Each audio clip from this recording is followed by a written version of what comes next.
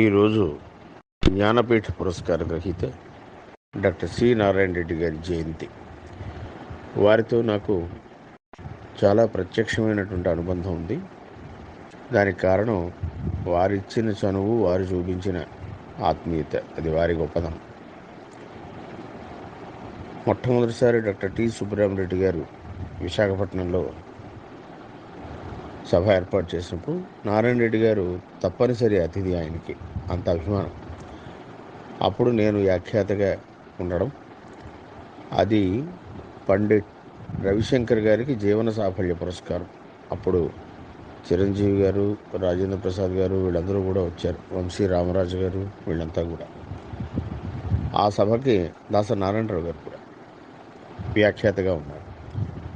ఆయన సభంతా అయిపోయాక భుజం మీద చేసి 4 అడుగులు నడుస్తూ, మీరు ఎక్కడ, ఏమిటి, ఏం చేస్తూ ఉంటారు ఇవన్నీ అడిగి, కవిత్వం కూడా రాస్తానని తెలియగానే ఒకసారి ఇలా దగ్గరగా తీసుకున్నారు.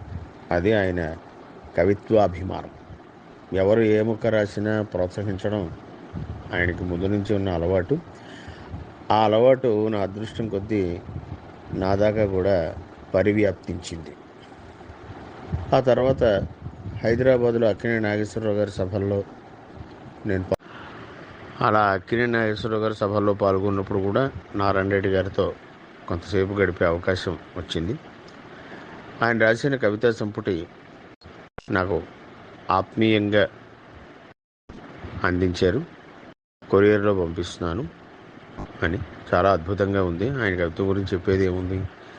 ఆయనకు జీవన సాఫల్య పురస్కారం ఇచ్చినప్పుడు హైదరాబాద్లో ఆ సన్మాన పత్రం నేను రాయాలని ఎస్పి బాలసుబ్రహ్మణ్యం గారి ఆదేశం. చాలా త్వరగానే పూర్తయింది. చాలా పెద్దదిగా కూడా వచ్చింది. ఏం పర్వాలేదు, అలా పంపించేయండి అన్నారు. బాలు గారే చదివారు. ఆయన చదువుతున్నప్పుడు నేను ఆ సభలో చదవాల్సిన అవసరం లేనప్పుడు నన్ను రప్పించక్కర్లేదు. కానీ బాలు గారు ప్రత్యేకంగా నన్ను హైదరాబాద్ రప్పించి నారాయణ రెడ్డి గారి చేతుల మీదుగా సత్కారం. ఇంకా ప్రతిభా పంచామృతం అనే పుస్తకం రాజాలక్ష్మి ఫౌండేషన్ అవార్డీస్, అంటే ఆ పురస్కారం పొందిన వాళ్ళ జీవిత గాథల్ని క్లుప్తంగా చెప్పడం. అందులో నారాయణ రెడ్డి గారికి వారు ఇచ్చారు. వీరి చరిత్ర అందులో చక్కగా సాహిత్య భూమిక రాయడం జరిగింది.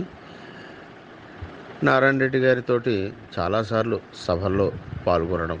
ఈరోజు వారి జయంతి సందర్భంగా ఈ జ్ఞాపకాలు. నారాయణ రెడ్డి గారితో చాలా సభల్లో, అలాగే నారాయణ రెడ్డి గారి అనంతరం ఆయన స్మృతి సదస్సుల్లో పాల్గొన్నప్పటికీ ఇటీవల కాలంలో జూలై 13 కౌముది పరిషత్ విజయనగరం వారు సినారే సినీ గీతాల మీద 1 గంట ప్రసంగం ఏర్పాటు చేసి మాట్లాడే అవకాశాన్ని ఇచ్చారు. ఆ సందర్భంగా మహానుభావుడిని తలుచుకోవడం అయింది. ఈ నెల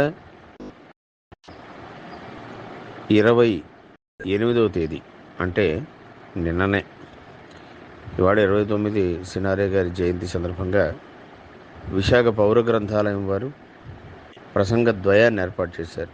మా మాస్టారు డాక్టర్ డివి సూర్యారావు గారు నారాయణ రెడ్డి గారి కర్పూర వసంతరాయల మీద, నేను వారి సినీ గీతాల సౌందర్యం మీద మాట్లాడాను. మిగిలిన సభ్యులందరూ కూడా కొందరు నారాయణ రెడ్డి గారి కవిత్వంతో తమ అనుభవాలను పంచుకున్నారు. ఇది వారితో నాకు గల అనుభవ పరంపరలో కొన్ని విశేష కలికలు. నమస్తే.